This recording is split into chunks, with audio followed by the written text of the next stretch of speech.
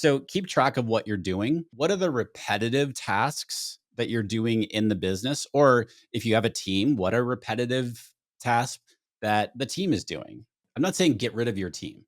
The reality is, though, is that this is where things are going.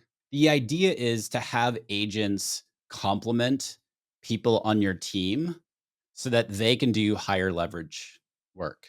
My guest today is a dear friend of mine. One of them goes, that one over there, she's big money. And it was my guest today. Her name is Amy Porterfield. Amy Porterfield, the ever amazing, best-selling author of 2 Weeks Notice, Miss Amy Porterfield.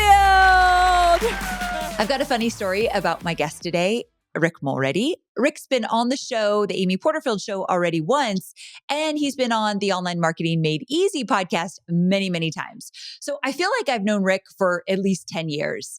And he doesn't know this story, but back when we first started to become friends, he lived in San Diego. I lived in Carlsbad, which is very close to San Diego. And we would meet up every single week at Starbucks. And we were a few years into our businesses. So we would talk about what wasn't working. We'd complain to each other about how hard it was to get our businesses off the ground. We would help each other create content and strategies and all of that. So we were really good friends really quickly. And I would talk about Rick with Hobie, who happened to be my new husband at the time. Like we hadn't been married that long. And so I would say, Rick this and Rick that, and I'm going to go meet with Rick. And so one day we were at Starbucks and we were just working away on our computers, and Hobie, my husband, walks into Starbucks, and he never goes to Starbucks, for the record. And he made a beeline to our table and he sat down like out of nowhere. And he had never met Rick. So I introduced them. And then he kind of like just stayed around. I'm like, what are you doing, babe? Like, why are you at Starbucks? And he's like, oh, I was just in the area. You said you were here. So I wanted to say hello. And I knew instantly that Hobie was checking out Rick. He wanted to be like, who is this guy? Why is my wife spending weekly meetings with him? And I just knew like he was just sussing us out a little. I don't blame him. I would have done the same thing. For sure. And so Rick doesn't know that, but that's why he showed up at the Starbucks. But since then, Hobie and Rick love each other. And I have just been dear friends with Rick over the years. And here's the cool thing.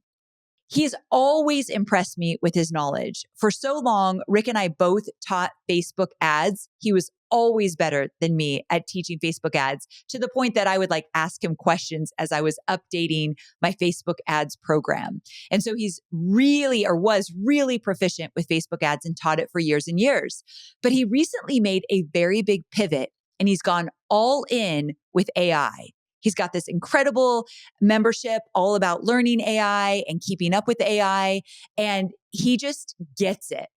So lately he's been geeking out, like in the best possible way, about AI agents, something that I don't know enough about, but I'm intrigued and I want to know more about AI agents. And so does my team.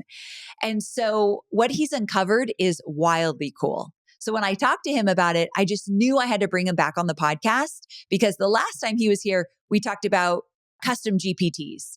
And now he's coming on and we're talking about AI agents. And I teased throughout this episode about how he basically called me basic in our first episode. I was so proud of myself. I'm like, can you believe I know all this? He's like, well, this is a little bit of the basic stuff for AI. I was highly offended, but this episode is not basic.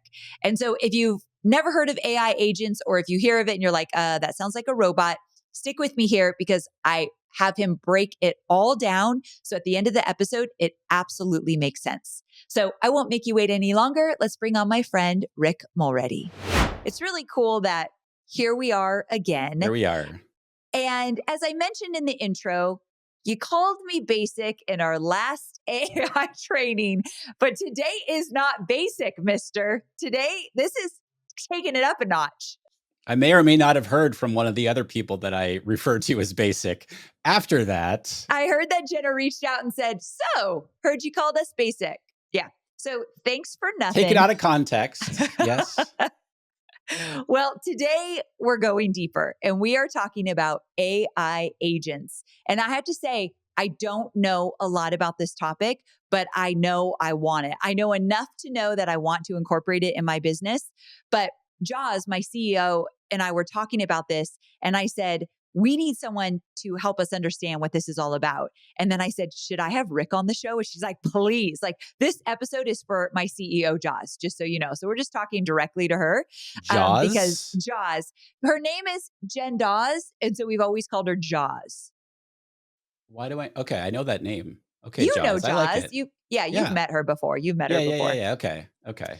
I like it. Okay. Yes. Yeah. So this one's for her. And we're going to start at the very top. So are you ready? Okay. Yep. Okay. So, what exactly is an AI agent? And here's the question I really have: how is it different from either just a regular ChatGPT prompt, like, hey, write this email for me, or even a custom GPT? When you do something in ChatGPT, like write this email or even a custom GPT, if you want it to like, I don't know, analyze a document and pull up, extract 7 ideas from this transcript or whatever it might be. It's a singular task. Like you ask it to do something and it does it, but it doesn't. It's not. Think of it like dynamic. It's just going to do the task, but it's not going to like. You ask it to write an email. It's not going to then go send the email. With an agent, I read about this the other day and I was like, oh, that's such a like someone who's a fan of like Jason Bourne movies Yeah, or not me, James but that's Bond. okay. Okay. So Not me so either. they're agents, right? You give an agent a goal to do something and you give the agent like resources. So in James Bond, for example, you're giving them money and a car and all like the details of the mission. And then they go do it. Like they go autonomously go do it.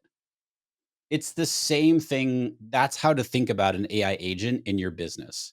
So for example, again, going back to ChatGPT, you could say, hey, write this email.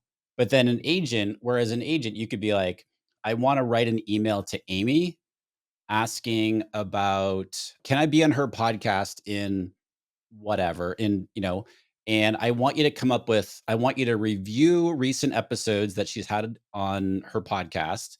And then based on those episodes, I want you to propose 3 ideas that are relevant to and then X, Y, and Z. So it would go do the research, it would write the email, and then if I wanted it to, without reviewing it first, but I would want to review it first, it could then send the email by itself. Okay, that's So impressive. that's the difference because so think an agent is like you're giving it parameters to do, you're giving it helpful information, and then it will autonomously take action for you. That's incredible. I want you to give me one more example because I have many questions about this, but give me one more example of an AI agent, either in your company or in one of your students' companies. Well, right now, I'm setting one up right now, for example, to so LinkedIn, I'm noticing is especially in the AI space, it is it's very, very I don't want to say easy, but it's working really well to build audiences and also generate leads. Just LinkedIn, So period. yeah, LinkedIn period. Like so Got it. posting Okay. helpful content on there and so forth. So I'm building an agent right now that I've given it, I think 5 different LinkedIn accounts for it to monitor. And then once a week, it goes and finds within these 5 accounts, it goes and finds the top 5, I think, for each one. I think it's 3 or 5. They're most engaged with posts. So which of their posts that they've done over the past week, what's gotten the most engagement? And then based on those posts, it looks at all of my information. And I say my information, meaning like when somebody joins my community, we ask them, what are 3 things you want to get out of this community? Super helpful content information, right? So the agent references that. And then based on the types of posts that are doing well for these 5 people that I've given to the agent, it writes these posts for me, the LinkedIn posts. And so now I could then just have it go post to LinkedIn for me. But the step previous to that is I want to review them. I want to review the posts. So then it signals me that it like sends me a message in Slack that, hey, these posts are ready to review. I go review them. And then I can then continue the agent basically. I can approve it, and then it'll go post to LinkedIn. Okay, that is really cool. That's a great example because every person listening right now, they're posting on social media. And so, in order to say, go look at these accounts, what's most engaged, take my own content, create posts for me, and let me review, and then post them. I mean, come on, that is good. That is And good. that's a perfect example of like the difference is here's an example. Like if you went into ChatGPT, like here's an example of a LinkedIn post that I really like. I copy pasted and now write a LinkedIn post for me based on, whatever this formatting or structure, what have you. Okay, cool. It'll do that. But I want it to do all these other things all the time. Okay, that one was so good. Give me one more. So a lot of us struggle with customer service or processing our email inboxes. So another example of an agent, and this is another one I'm building out now too. A friend of mine has this agent. I think it's really really smart. It's it's not groundbreaking, but the ability for it to process incoming emails into your inbox, whether it's your own personal inbox or your customer service inbox, it can sort it based on, oh, this is a whatever technical question, or this is a customer issue with the login, or what have you. And you're basically setting these parameters. So it's like, it's the whole if this, then that sort of thing. So it's like, look for these types of words. This is just a very oversimplified example, but look for these types of words. And if it contains login for, I'm having an issue logging in, then it routes over here. And then there is an agent that handles that request. Or somebody might say, oh, I want to update my credit card or what have you. Well, an agent can take care of that. It's all routing accordingly. And so I love it. It's just this beautiful, like, if this, then that framework, if you will, just like written out that, oh, it's working super, super well. And then if you get a question where it's like, well, the agent doesn't know or it doesn't have the information based on what you've given it, you can like it's like if you're not I'm just oversimplifying this, but if you're not comfortable answering this question, send me a Slack message with the question. Oh, I like that. So then Okay, you so it figure out will what the reach out to you and say, hey, I need some help with this question. exactly. Wow. So then you get that question and then you answer the person or somebody on your team answers that person. And then you update your knowledge file of that has all the Q and A's, so that the next time something similar gets asked, now the AI has up to date information, so that it won't have to slack you next time. So it just keeps getting smarter and smarter. I do think AI can revolutionize a customer experience department. I've been talking about that to my team that runs my customer experience, where there's so many amazing opportunities there. But an AI agent that will actually sort through the type of emails, then send it where it needs to go and get them answered, and then ask you, hey, can you give me some insight here to answer this better? I mean, come on, that's good. Yeah, and this is one of those where you don't like just employ build this agent out and just like employ the agent across all of your massive customer service. Like you do it in small chunks, right? So you test it out. You teach it your brand voice, and maybe you start off with like it drafts the email response and you check it before it gets sent out. And maybe you set up a simple scoring system. It's like, oh, we're starting off at like 70% of the emails that it's writing are really good, but I'm not comfortable with it responding on my behalf until it's like 95%. So you just keep tweaking. And that's the beauty of these things is like, you know, you build it over time. And I know that one thing we're going to talk about is like, what's a mistake that a lot of people make with agents. And just to kind of allude to it now is like, they think that I set it up, it's going to work out of the box, and then I don't have to check it. It can just do everything for me. Well, it's more than that. It's going to take some training. So we're going to get to that for sure. Yeah. Okay, so I'm starting to understand the value of an AI agent, especially when you give me examples. I'm like, oh, I could totally see that working in my business. But how do you figure out what tasks in your business are AI agentable versus what really needs your personal touch? I love that AI agentable. I love I that. made it up, but you can start using it. Yeah, thank you, thank you. So this is the dreaded time audit that nobody likes to do, but yet is just absolute gold in what it gives you. And so you want to be looking at like what are the tasks? So number one, keep track of what you're doing. You know, I mean, it's most helpful to like, oh, I did this for 45 minutes. So from like 9 to 9:45, I whatever, checked email. And then from this time to this time, I did this. So keep track of what you're doing. What are the repetitive tasks that you're doing in the business? Or if you have a team, what are repetitive tasks that the team is doing? Right. And I think it's important right now to caveat too, I'm not saying get rid of your team. The reality is though, is that this is where things are going, you know?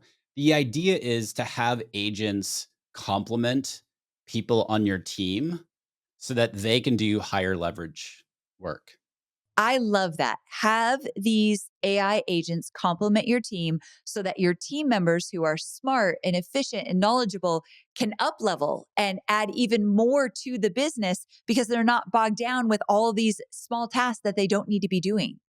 Yeah, 100%. And if you're a solo, if you're a solo operator, like it's the same thing is like how do we get these things off of your plate, these repetitive tasks that are just either taking way too much time or draining your energy that's so it's not allowing you to do what you're best at. So For sure. be looking at these what are these repetitive tasks? What's taking up your time, your energy? If it's not on a daily basis, what's on a weekly basis, even on a monthly basis? And be looking at those things like of those things, number one, are they important? Like, should I be doing them in the business anyway? So let's just say that they are important. Do they have clear steps to accomplish something? So this is the other dreaded part two is the SOP, SOPs. I knew you were going to say Yeah. it. Yes. Yeah. Everybody hates the SOPs, but it's like, is there a process for how you do social media, for example? Is there a process for how you post on LinkedIn or Instagram or what have you, or write your newsletter, for example? What are the steps that go into accomplishing that?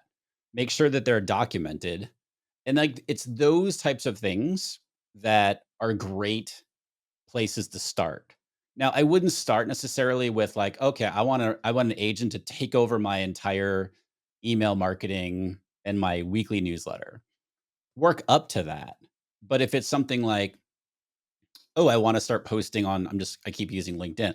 If I want to start posting on LinkedIn, oh, okay. That's pretty low risk, meaning like I can set that up to do it and I'm going to check the work before it goes out. Okay, cool. Maybe I can start there because that is something that is repetitive, right? You're going to be consistently doing it. It's good for marketing, good for lead gen, et cetera, et cetera. Like, okay, cool. Let's start there. But it's really about being aware of what you're doing in the business on a daily, if not weekly basis. You know, you said something earlier that I thought, oh my gosh, that would be so cool. So, you and I, Rick, have been doing this for a long time. We were, just for the record, I'm glad we weren't recording before everyone came on because we were talking about how Rick and I have known each other for many, many years. So, I'm like, are you starting to feel like it in your hip or your knee? Or we were talking about all our ailments as we get older. Yeah, it wasn't my most favorite And we were both conversation, but checking the boxes like, oh, yes, yes, yes. so true.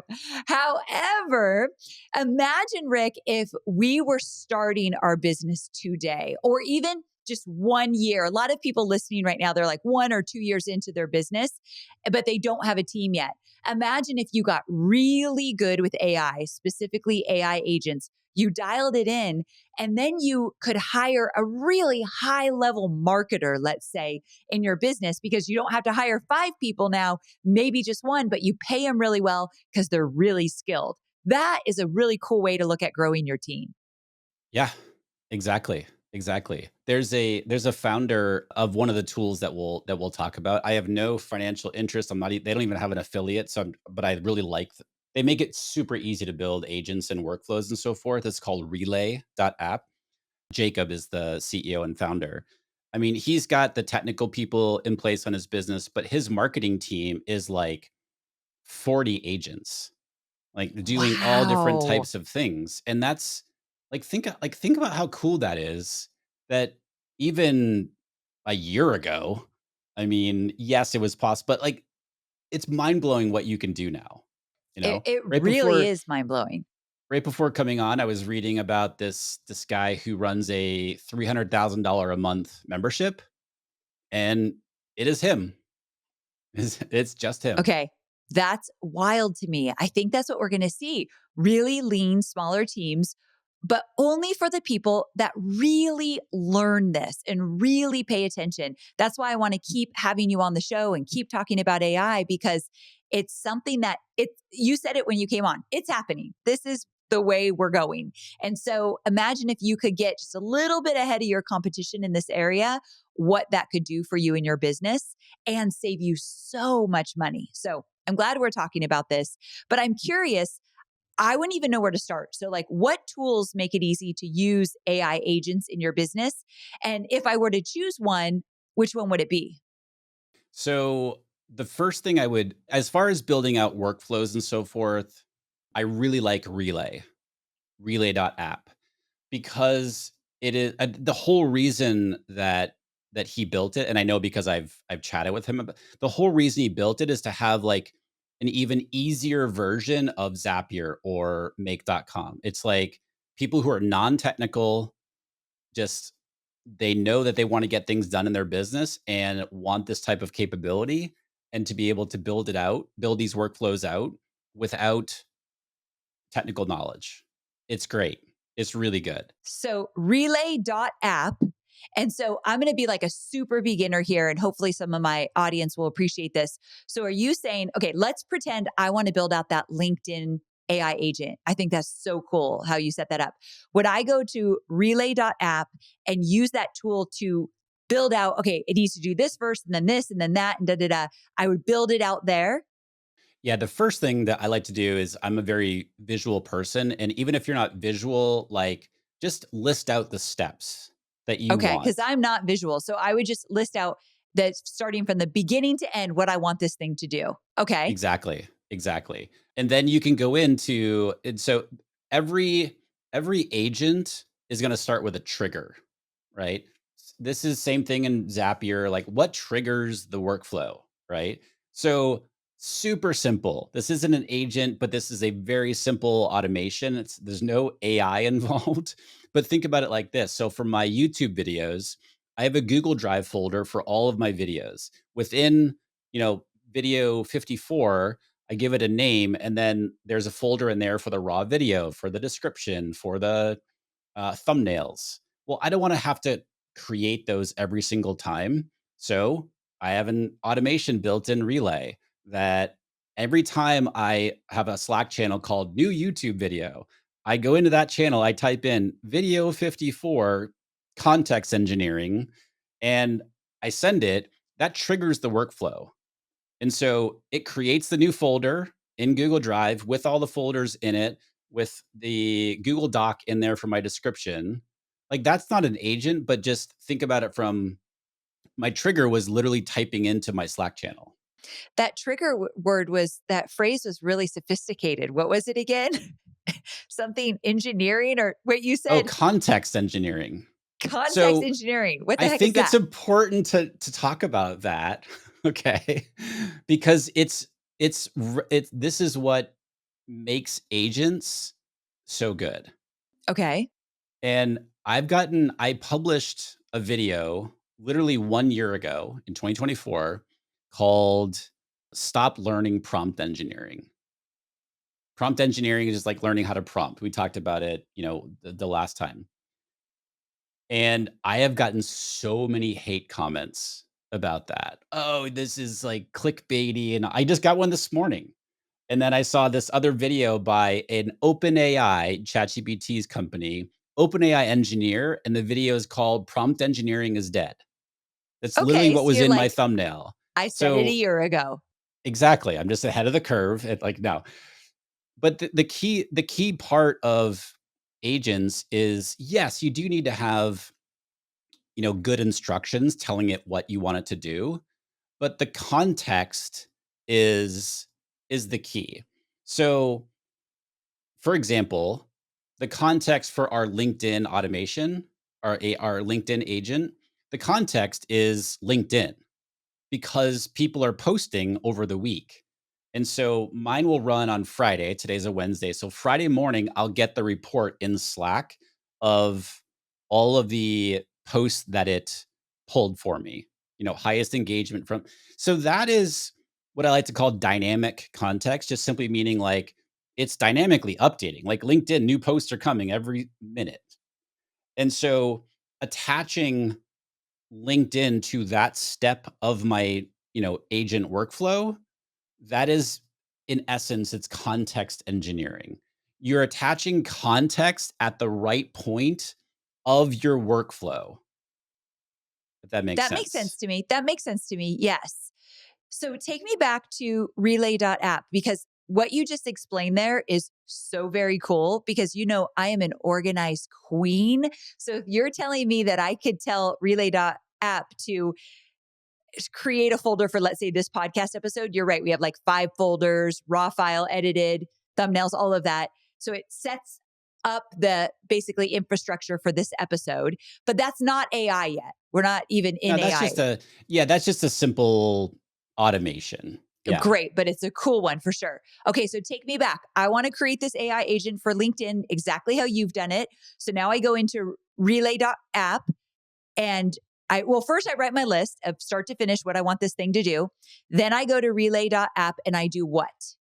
You start building out that list of what you just said. So what is the trigger that, you want to, and the trigger can really, you can manually trigger it, meaning like you can go into Relay and literally click a button that triggers the workflow. Or you could be in Slack, like I just mentioned, and you have like, LinkedIn post ideas channel, and you can just type in there, give me some ideas or write me some posts. And then that's the trigger. And so then it's just you're setting up the steps of that, of everything that you've listed out. Okay, so I've set up all the steps. Now what do I do?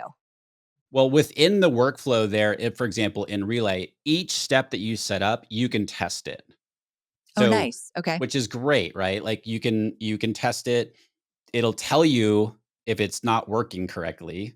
And they have a little AI assistant right there that's you can just say like, "Hey, this is not working the way that it's supposed to. I'm getting this kind of output. I don't want that. I want this." And it'll tell you how to fix it right there. Okay. And that's not specific to Relay. A lot of the tools now will do that where it's like they have like a little AI assistant in there to help you build these out, which is Okay. great. Yes. So you're just testing along the way each step as you go. And then they have once you've tested it all the way through, then they have an overall test run button. So like, okay, test this whole thing all the way through and see how it does. And then you're judging like, oh, I like this output. Yeah, I think it did a really good job here. And then you turn it on. The couple of things that you will need to do this is depending on what AI model you're going to use, whether it's Claude, whether it's ChatGPT or Gemini or whatever, you're going to need an API key. So you are going to need, it's not like going into ChatGPT and you pay 20 bucks a month for it and you can use it whenever you want, essentially. This is, you're paying per usage of the AI. The cool thing is, though, depending on what model you're using, you're only paying like fractions of a penny each time you use it. Got it. Because you kind of freak me out. I'm like, every time it runs this thing you're paying, but it's like really low. Okay, that's good to know. But so one question then, I hope I'm not confusing people. I really hope I'm asking questions that someone who wants to do this would be asking you. And that relay.app, I like ChatGPT. So I'm going to hook it up with ChatGPT. And that's where that, what is it? API comes in. API key. Yep.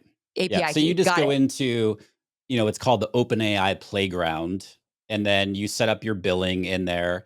I would literally put $5 worth of credit on there. And even if you run something every single day, it's going to last you a long time. Okay, cool. All right. So that's how you're having your AI tool talk to relay.app. This is great because I did not know there were two entities here. So that's really helpful.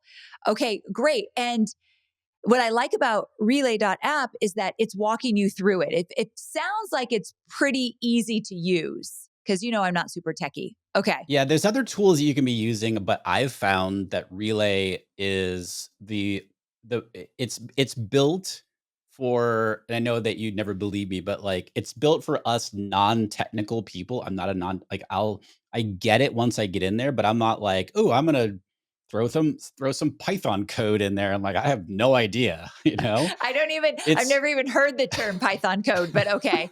That sounds it's intense. and you connect it to the tools that you use in the business. Got So it. you can connect it to Because, your sorry to interrupt you, but do you have to give it your login to LinkedIn? Like you have to connect it to LinkedIn somehow, right? you have to connect it to you have to connect it to LinkedIn. Yeah. Got it. So you're connecting it to the things it needs to connect to. Okay, but I'm feeling good. I'm feeling like this is something I could figure out on my own. Definitely do. But if I'm going to go do this, I'm going to try my first one with social. I love that idea. But we kind of alluded to this earlier, but like let's talk about some of the biggest mistakes that I will make along the way about using AI agents just in general. So what are some of the big mistakes I could make along the way, knowing I'm just getting started, and then how do I avoid them? I think the biggest thing is not providing the right context at each step. So they call it a knowledge file. So, and the cool thing is with an agent, right, is we have to remember too, the whole thing is like you're building off of the previous step. So if the previous, like if, step 2 of the workflow here that's triggered, let's just say again from Slack, I type in, give me some LinkedIn ideas. So it takes those ideas from step 1, the trigger, and then uses them in step 2. Step 2, whatever you're asking it to do, has an output. Step 3, takes that information to do whatever you need it to do. So that's the whole thing with AI agents, is that it's building off of the previous thing that it did. The cool thing is that it's hopefully remembering all of these things, right? So if it went to go do the research there for whatever 5 accounts, then it's remembering the most engaged with posts, and then we'll take those posts that it found and then, go reference, maybe you have a content calendar. Maybe it references the content calendar and that lives in Google Drive on a Google Sheet. I'm just making this up. Or you use Asana. Do you still use Asana? Yes. It can read us. You can connect it to Asana. And so it will, let's just say that you're like, I don't want it to write the post quite yet. I just want it to update and I have no idea if you do it this way. I want it to update my social content calendar in Asana with these LinkedIn post ideas. Cool. It goes there. And so let's just say that someone in your team is like, oh, I love these ideas. And here are 5 more ideas. Well, because it's connected to that automation, again, it becomes dynamic because Asana is being updated. And then maybe let's just say the next step is, once these ideas are approved, write the posts. So it's providing the right context at the right time within the workflow. And a lot of people sort of skip over that. The reason is like we haven't been taught context like that. We've just been taught context in our prompt where we give it a role. And the context is, this is my target audience. This is my tone of voice, right? Or this is information about my program, you know? And it's kind of like, I call it static context. It's like, this is what it is. Whereas this whole context engineering thing is creating this environment or a workflow with the right context. So going back to our favorite, I know this is your new favorite analogy or metaphor, our Jason Bourne or James Bond. My favorite, yes. We're giving our agent the right resources to get the job done. But that does make perfect sense. I can see that for sure. One of the challenges I think might come up, it could definitely come up for me, is this idea of actually sitting down and figuring this out. Because I'm going to guess the first time I sit down to create an AI agent, it's going to feel a little frustrating to me. It's going to be so new. Sometimes it feels like it's a different language. Like sometimes when I'm setting up a custom GPT, it feels like coding. Like that's how far, my brain is not close to this kind of thing. But so AI agent would really feel foreign to me. But I think sitting down and spending the time creating your first one is going to take a while, but it's so worth it. And I think a lot of us could say, I just don't have time for this. I'm just going too fast. I have too much to do. But that's the whole point of why we need these agents. Exactly. And this is one of those, it's the worst answer in the world, right? But it's like, we don't have time not to do it.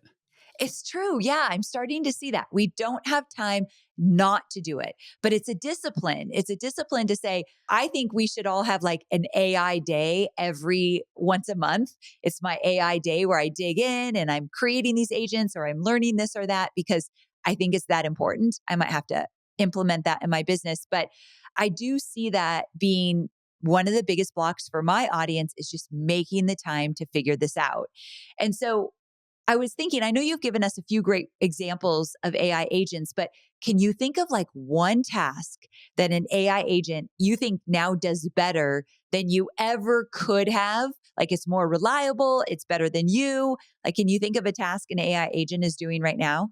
I think most of these things that we're talking about, the part that it's not going to have empathy, right?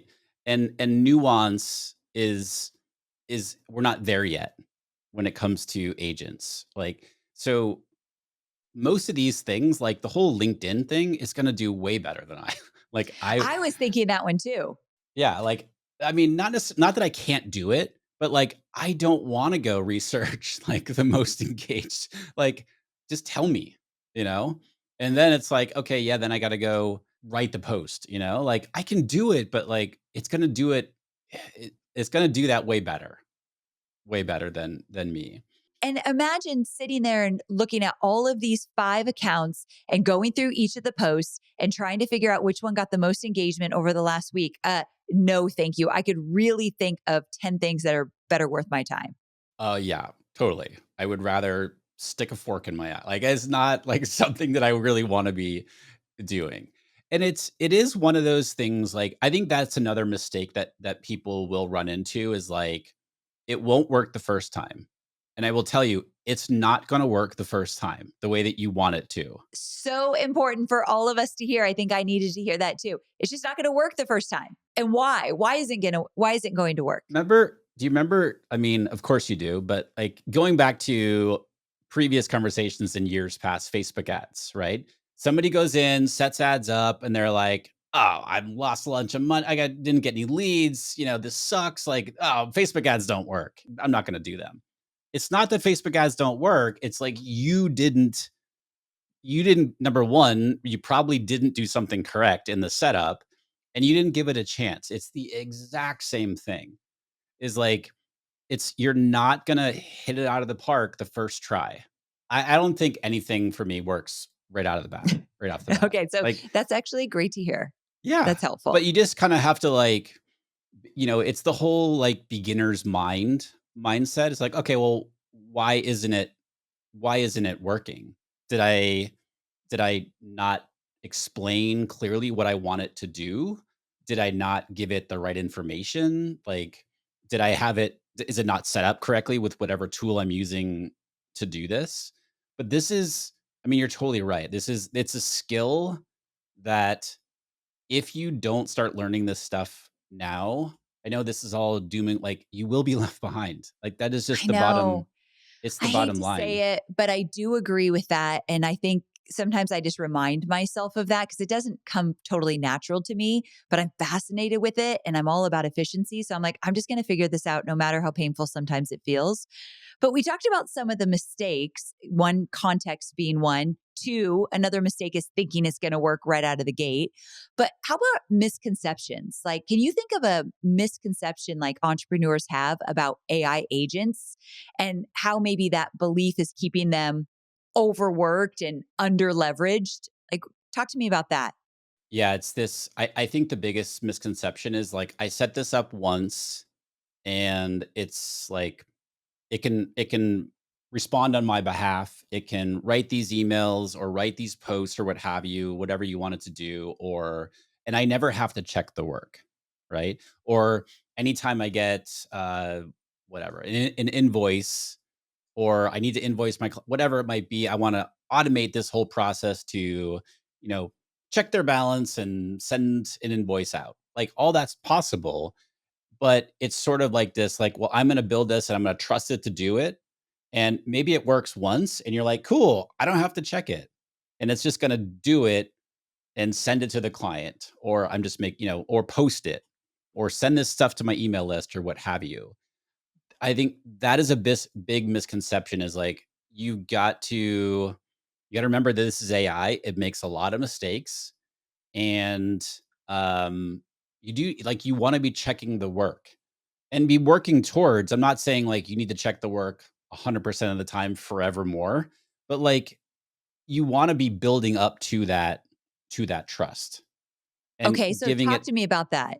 When do you get to trust it? Like, what mindset shift helped you actually trust AI enough to quote, hire it as part of your team? Like, how do you build that trust? Starting small with these little things that you want it to do and checking its work and sort of just being like, okay, that this worked and it got me like, I would say I'm 80% confident in its output, but I'm not really gonna fully trust it more so until it's like 95%.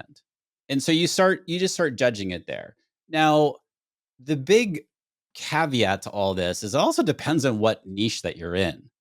We have to remember that AI hallucinates, meaning it'll make stuff up.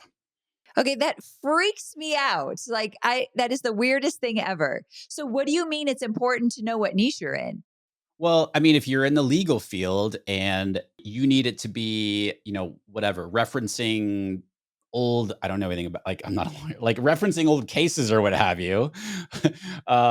You They sound need so to be, official. I You know, sound right? just like a lawyer, Rick. I Thank have you. to Just access some old files and legal reports. Yes, but you wanna be checking the work, like, it will make stuff up, like, so you've gotta be checking it, or if you're in the medical field and, like, we need to be making sure that stuff is being checked and it's not being posted or just sent out without any kind of human intervention. So Or even as entrepreneurs. So, my lawyer is Autumn Boyd. Do you know Autumn? yep, Do you know of Autumn? Yes, I love her I'm very working much. with her right Oh, now. okay. So you work with Autumn too. Okay. So I think people like us would be crazy to think we're not going to work with Autumn and her team anymore because we have AI agents or ChatGPT in general to answer all of our legal questions. Knowing that it can hallucinate, that is to me very, very risky. And so, in those kind of areas, that's where I'm still like, I want a human being, I want a team behind me in these big things. But also, when you're not dealing in those really important topics that could really hurt your business, just kind of dancing with it, knowing it's not going to be perfect, checking it enough times that you feel comfortable. I definitely will get to that point. Like I'm not afraid to use it in these ways because I just feel like the benefit far outweighs any of the concerns that I can work through. Yeah. I'm kind of smiling and laughing about your example there because I'm literally going through that right now, which is why I hired Autumn. Really? Okay, talk about that just a little. Well, like, I mean, something came up. And so, of course, my first instinct is like, all right, let's consult ChatGPT. Like, you are a fill in the blank world class attorney on blah, blah, blah. And again, because obviously I want to trust its knowledge, and I have this mindset of I don't trust it out of the gate. I'm using different models to compare results and have it pick apart, like, hey, ChatGPT said this, Claude. I want you to, so it worked for a few days for me to kind of get the ball rolling on this. And then it reached a point where I was like, okay, I'm going to go, oh, Autumn, I need your help on this. So Exactly. I think it's a it's good perfect to give us example. yeah, it is a perfect example. You got some knowledge. You were able to show up with Autumn saying, like, here's what I'm thinking. This is what happened. I did some research, but then I want a human being to then give me the attention I need so that this doesn't become a $500,000 issue down the road. So, Exactly. yeah, I totally agree with you on that one. I was thinking, Rick, it's so cool that you were on my show not too long ago, and I was just learning custom GPTs. And we were talking about them. I was very proud of myself. You didn't give me enough credit. I'll never let you live it down. Called you But basic.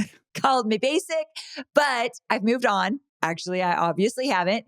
But now we're talking about AI agents. So imagine in 3 months when you come on, my audience and I, we're going to be ready for the next thing. And I think we have to just keep talking about it and keep learning about it. But also, here's what I want my listeners to hear. And I'm taking my own advice. You have to make time for this. If we don't make time for this, it's just something that we keep thinking it would be cool and we're fascinated by it, but we're not implementing it. And the people that are implementing it, they're moving faster than us. And so just keep thinking like, we can be part of that. Let's go. Let's make things happen and let's stay in our zone of genius. And that's why I love AI. It's going to allow me to stay in my zone of genius more. So Rick, you have a membership that I love to talk about every time you come on the show. I'm in your membership. I think it's so cool. Can you talk a little bit about it? Yeah, it's the AI playbook. Thank you. This is for, it's for us. It's for online businesses looking to leverage AI. The whole idea is like, how do I streamline my business? Everybody wants to increase profit. And I know that sounds kind of like, kind of like sales kind of, but that's what it's about. It's like, if I can do things faster, without having to pay so much money to get things done, or if I can free up my time so that I can spend my time on the higher leverage things, which is going to make me more money in the process. That's what this is about, and that's what we do in the membership. Like it's an amazing community. Somebody recently asked me, they're like, "Are you running ads to the community?" And I said, "No, I'm not." And they were like, "What?" And the whole reason I'm not is because I'm so protective of the vibe of the community. It is a It's cool vibe. it's no judgment, like no question is too basic, like you're not going to be like, if someone says like, "Wait, I don't know whatever a GPT is," which somebody just asked, like they're not going to be like, "Oh my God, you don't know what a GPT is?" Like it's I'm not going to call them basic.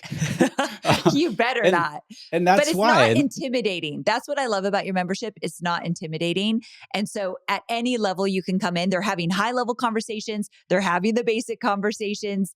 But it's really helpful because Rick is on the cutting edge. So things are happening quickly. We were talking about Rick creating a course around AI and he's like, I could never right now. It's changing so fast, which is why a membership is such a great place to get all the updates. So amyporterfield.com/Rick, that's where you could go to check it out. I'm in there. Some of my team members are amyporterfield.com/Rick. Great community, great place to learn all the things we talked about today, but just at a deeper level.